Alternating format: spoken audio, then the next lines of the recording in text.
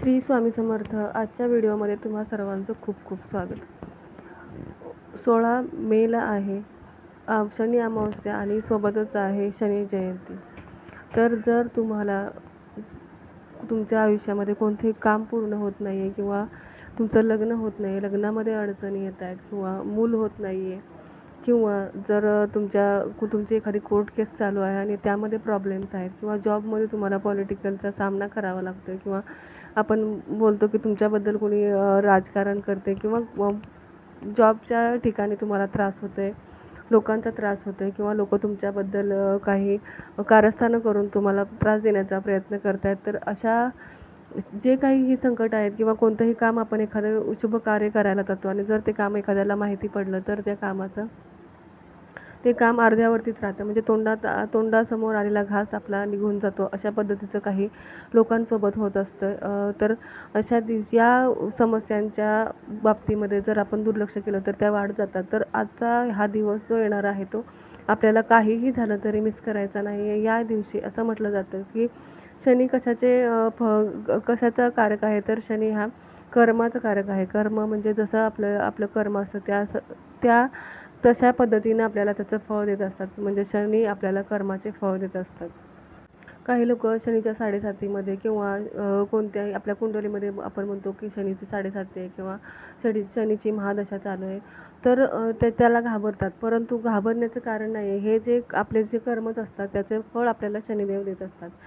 शनी उलट त्यामुळे जे आपल्या आयुष्यामध्ये हे जे प्रॉब्लेम्स येतात, आपण जे कर्म केलेले आहेत ते असतात, त्यामुळे आपल्याला जे काही लोक भेटतात आपल्या आयुष्यामध्ये आणि आपल्याला जो काही लेसन देतात, तर त्यामुळे आपण अजून जास्त आपल्याला क्लिअरिटी येते की आपल्या आयुष्यामध्ये कोण महत्त्वाचं आणि आपल्याला कोणत्या दिशेने जावं लागेल किंवा कशी लोक आपल्या आयुष्यामध्ये आहेत आणि आपल्याला कसं वागलं पाहिजे हे आपल्याला कळतं. त्यामुळेच आपल्याला शनिदेवांचं भीती वाटण्याचं काहीही कारण नाही. जेव्हा 7.5 संपते किंवा जेव्हा शनीची महादशा संपते तेव्हा आपल्या स्वतःलाच अनुभव येतो की आता आपण यापेक्षा अजून जास्त काय वाईट होणार आहे किंवा अजून कोणती आपल्याला शिक्षा मिळणार आहे. उलट आपण त्या गोष्टीतून असे बाहेर येतो की आपल्याला अजून त्याचा एक्सपिरियन्स येतो की कोणतंही आता संकट आलं तरी मी त्यातून मार्ग काढण्याची माझी तयारी आहे, असं आपल्याला जे आपले कर्म आहे त्याचंच आपल्याला फळ मिळत असतं. तर आजच्या व्हिडिओमध्ये मी असे छोटे छोटे उपाय सांगणार आहे की ज्यामुळे तुम्हाला तुमच्या आयुष्यामध्ये तुमची एनर्जी शिफ्ट होईल. म्हणजे तुम्हाला निगेटिव्हिटी वाटणार नाही किंवा तुमच्यामध्ये पॉझिटिव्हिटी येईल. जर तुम्हाला असं वाटतं की आपल्याला नजर लागते किंवा आपल्या कोणतंही प्रत्येक शुभकार्यामध्ये अडथळे येत आहेत, तर आपल्याला हा उपाय नक्कीच करायला हवा. या उपायामध्ये आपल्याला एक श्रीफळ घ्यायचं आहे, म्हणजे एक नारळ घ्यायचा आहे, पाणीवाला नारळ घ्यायचा आहे. काय करायचं आहे, शनिवारच्या दिवशी कधीही कोणत्याही वेळेला तुम्ही हा उपाय करू शकता. हा नारळ घ्यायचा आहे, आपल्या हातामध्ये पकडायचा आहे आणि आपल्या पूर्ण घरामध्ये तो नारळ फिरवायचा आहे आणि फिरवत असताना बोलायचं आहे की जे काही माझ्या घरामध्ये कुणी काही केलं नसेल किंवा माझ्या घरामध्ये जी काही निगेटिव्हिटी आहे ती सगळी या नारळामध्ये गेलेली आहे आणि ही निगेटिव्हिटी या नारळामधून कायमची निघून जाणार आहे, नारळासोबतच कायमची निघून जाणार आहे, असं बोलून आपल्याला हा नारळ आपल्या घरामध्येच मंदिरात घराच्या देवाऱ्यामध्ये सुद्धा तुम्ही ठेवू शकता. देवाऱ्यामध्ये ठेवायचं आहे. जर तुमच्या घरामध्ये खूप जास्त निगेटिव्हिटी असेल तर तुम्हाला दुसऱ्या दिवशीपर्यंत हा नारळाला तडा गेलेला दिसेल आणि जर तुमच्या घरामध्ये निगेटिव्हिटी नसेल तर नारळ तो तसाच्या तसा असेल. तर हा उपाय नक्की करा, कारण ह्या उपायामुळे तुमच्या घरामध्ये काही प्रॉब्लेम असेल तर ते सुद्धा तुम्हाला समजून येईल. हा नारळ ठेवल्यानंतर तो दुसऱ्या दिवशी सकाळीच तुम्हाला त्या नारळाला चेक करायचं. टाकण्याआधी तुम्हाला म्हणजे कुठेही पाण्यामध्ये सोडण्याआधी किंवा तुम्ही बाहेर तो मातीमध्ये सुद्धा दाबू शकता. तर हे करण्याआधी आपल्याला एकदा नारळ चेक करायचं आहे की त्याला कुठे तडा गेलेला आहे का. तडा गेलेला असेल तर समजून जायचं की आपल्या घरामध्ये काही निगेटिव्हिटी होती. आता जर एखाद्या वेळी तुम्ही नारळ आणू शकला नाही किंवा विसरला तर काय करायचं आहे, ऐन वेळेला आपण काय करू शकतो, तर एखाद्या प्लॅस्टिकच्या ग्लासामध्ये तो ग्लाससुद्धा तुम्हाला फेकून द्यायचा आहे. एखाद्या प्लॅस्टिकचा ग्लास घ्यायचा आहे, त्यामध्ये स्वच्छ पाणी भरायचं आहे आणि ते पाणी जसं आपण नारळ फिरवला तसं पद्धतीनं ते पाणी आपल्याला सगळ्या घरामधून फिरवायचं आहे. नंतर रात्रभर ते पाणी आपल्या मंदिरामध्ये घरातल्या देवाऱ्यामध्ये ठेवायचं आणि नंतर ते पाणी तुम्ही बेसिनमध्ये ओतून देऊ शकता आणि तो ग्लास फेकून देऊ शकता. आता पुढचा उपाय आपल्याला या गोष्टीसाठी करायचा आहे तर की आपल्याला समजा आपली एनर्जी आपली कशी असते की एखादी गोष्ट आपल्याला लगेच अटॅच होते. म्हणजे जर निगेटिव्हिटी असेल तर ती आपल्याला ते सुद्धा आपल्याला लगेच अटॅच होते. म्हणजे काही लोकांचं असं असतं की रोज काही ना काहीतरी दुखत असतं किंवा रोज काही ना काहीतरी हेल्थ प्रॉब्लेम होत असतात. तर त्याच्यासाठी आपल्याला आजचा हा उपाय करायचा आहे.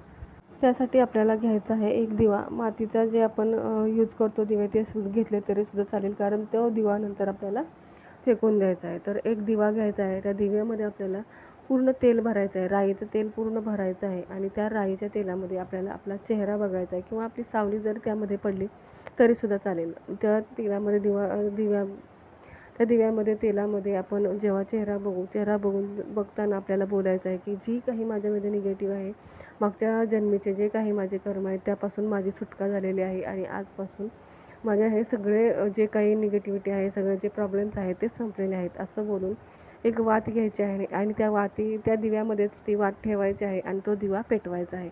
आता हा दिवा आपल्याला घराच्या दक्षिण किंवा पश्चिम दिशेला पेटवायचा आहे. पेटवून झाल्यानंतर तो दिवा पूर्णपणे तुम्ही फेकून द्यायचा आहे. या उपायामुळे तुमची एनर्जी खूप हाय होणार आहे आणि तुमची एनर्जी पॉझिटिव्ह होणार आहे. आता हा उपाय आपल्याला करायचा आहे संध्याकाळी, म्हणजे संध्याकाळी 7च्या नंतर हा उपाय आपल्याला करायचा आहे. जितका तुम्ही उशिरा हा उपाय रात्री कराल, म्हणजे 12च्या अगोदर आणि 7च्या नंतर हा उपाय जितका रात्री कराल तितका तुम्हाला त्याचा फायदा होईल. अजून एक आपण छोटासा उपाय करायचा आहे आपल्या इच्छापूर्तीसाठी. जी कोणती तुमची इच्छा आहे त्या इच्छापूर्तीसाठी काय करायचं आहे, 8 गुलाबजाम घ्यायचे आहेत. विकतसुद्धा तुम्ही आणू शकता. जे काळे गुलाबजाम असतात ते घेतले तर अतिउत्तम, पण नसतील ते ब्राऊनवाले गुलाबजाम असतात ते सुद्धा घेतले तरी सुद्धा चालेल. हे गुलाबजाम एका ब्राऊन कलरच्या कागदामध्ये आपल्याला रॅप करायचे आहेत आणि हे गुलाबजाम आपल्याला एखाद्या गरजू व्यक्तीला दान करायचे आहेत किंवा कोणत्याही अंध व्यक्तीला तुम्ही करू शकता किंवा रस्त्यावरच्या कोणीही तुम्हाला रस्त्यावरची जे आपण दान करतो अशा व्यक्तीला, गरीब व्यक्तीला तुम्ही हे दान करू शकता. जर तसं होत नसेल तर तुम्ही पैसेसुद्धा एखाद्या धर्मादाय संस्था असते त्यामध्ये पैसेसुद्धा देऊ शकता. आणि हे गुलाबजाम जर तुम्ही देत असाल, दान करत असाल एखाद्या गरीब व्यक्तीला, तर देताना बोलायचं आहे की माझी इच्छा पूर्ण होऊ दे आणि ते समोरच्या व्यक्तीची सुद्धा भलं होऊ दे, असं बोलून आपल्याला हे गुलाबजाम दान करायचे आहे. असं म्हणतात की जसं आपण लिहितो तसं आपल्या आयुष्यामध्ये घडतं, म्हणजे जसं आपण करतो तसंच आपल्या आयुष्यामध्ये घडतं. तर आपल्याला आजच्या दिवसापासून आपल्याला हे लक्षात ठेवायचं आहे की आपल्याला कर्म चांगले करायचे आहेत. म्हणजे स्वतःहून आपण कोणाचं मन दुखवू नये किंवा आपल्या बोलण्यामुळे कोणाला दुःख होईल असं आपण बोलू नये. त्यासोबतच आपला स्वतःचा फायदासुद्धा कोणी घेणार नाही याची सुद्धा काळजी घ्यायची आहे. म्हणजे आपण कोणाचं मन दुखवणार नाही याची खबरदारी तर घ्यायचीच आहे, पण दुसरा कोणी येऊन विनाकारण आपला फायदा घेणार नाही याची सुद्धा काळजी घ्यायची आहे. आपल्याकडून कोणाला विनाकारण त्रास होणार नाही याची तर आपल्याला जास्त काळजी घ्यायची आहे. म्हणजेच आपले कर्म आपल्याला चांगले ठेवायचे आहेत, जेणेकरून आपल्याला शनिदेव त्रास न देता आपल्याला मदतच करतील. म्हणजेच आपल्याला आपल्या बोलण्यावरती कंट्रोल ठेवायचा. एखाद्या वेळेला रागामध्ये आपण कोणाला काय बोलतोय हे आपल्याला कळत नाही, नंतर आपल्याला त्या गोष्टीचा पश्चाताप होतो. परंतु जेव्हा राग येतो तेव्हाच आपली खरी परीक्षा असते की आपण कोणाला काय बोलतोय. त्यामुळे ह्या परीक्षेमध्ये जर तुम्ही पास झालात तर तुम्हाला नक्कीच त्याचा फायदा होईल. आता शेवटचा उपाय म्हणजे आपल्याला काय करायचं आहे, या दिवशी ओम नमः शिवाय या मंत्राचा जप करायचा आहे.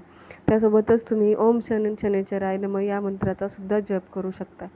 आणि या दिवशी हनुमान चालीसा सुद्धा वाचायची आहे. जास्तीत जास्त हनुमान चालीसा वाचून सुद्धा तुम्ही तुमचं मन शांत ठेवू शकता आणि या गोष्टी कोणत्याही निगेटिव्हिटीला कंट्रोल करू शकता. तर आजच्या व्हिडिओमध्ये जे छोटे छोटे उपाय सांगितले ते नक्की करा. पुन्हा भेटूया पुढच्या व्हिडिओमध्ये. तोपर्यंत धन्यवाद. श्री स्वामी समर्थ.